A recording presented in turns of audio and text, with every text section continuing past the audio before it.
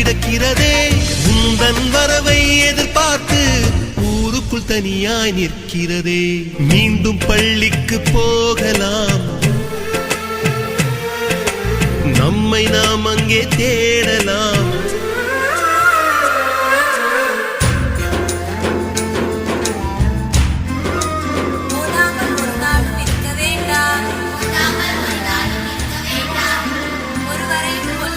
சொல்ல வேண்டாம்,